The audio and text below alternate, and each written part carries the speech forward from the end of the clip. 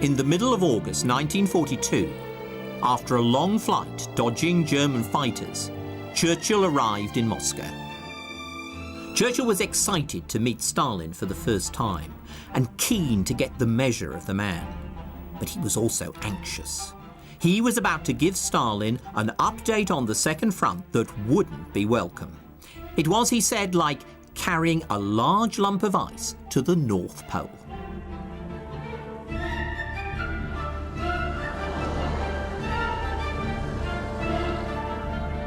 At 7 that evening, Churchill was ushered into Stalin's office. First impressions were not flattering. At the door was a bald, nervous dwarf, actually Stalin's secretary, Alexander Poskrovyshev.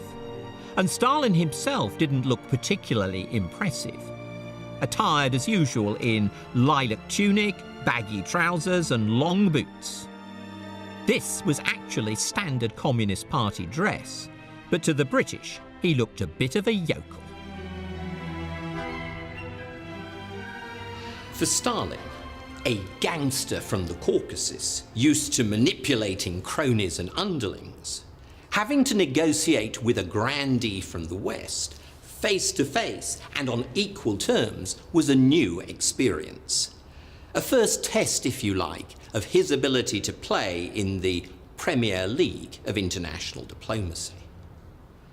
And I think that the records of his meetings with Churchill throw a revealing light on Stalin's effectiveness as a statesman, as he learnt to manage Russia's wartime alliances for his own ends. To start with, the meeting was heavy going. Stalin admitted that the news from the Caucasus was bad. Churchill spoke defensively about all the problems of mounting a second front in France that year. Stalin looked grim. What about a smaller operation, he asked, like recapturing the Channel Islands? Churchill said it would be a waste of seed corn for the real harvest, which would come in 1943. Stalin, who was used to wasting tons of seed corn, replied testily, "A man who isn't prepared to take risks cannot win a war." But then Churchill revealed that he and the American president, Franklin Roosevelt, had a top-secret plan which would be every bit as good as a second front offensive against mainland Europe. He drew a sketch of a crocodile. Northern France, he said, was Hitler's hard snout, but the Mediterranean was his soft belly. Churchill promised that in the autumn, British and American troops would land in Morocco and Algeria. If North Africa was won in 1942, he said, we will launch a deadly attack on Hitler next year.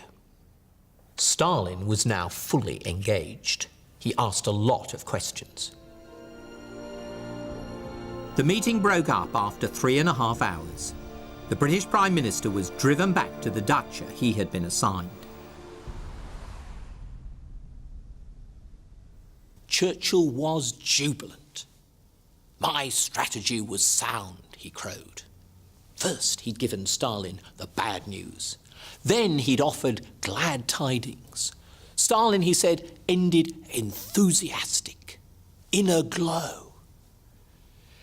Churchill declared that Stalin was just a peasant whom he knew exactly how to handle.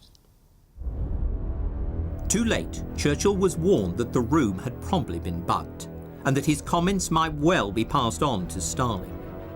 But Churchill wasn't cowed, stalking up to the likely location of a microphone and shouting, "The Russians, I have been told, are not human beings at all.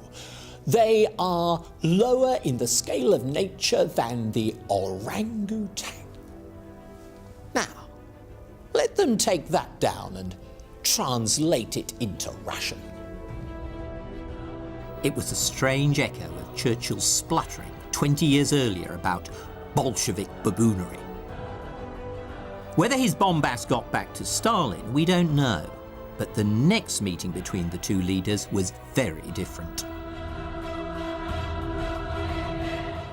Nazi Germany invaded Russia in June 1941, the Soviet regime under Joseph Stalin, he found his true calling as a revolutionary bandit in the dying years of Tsarist rule.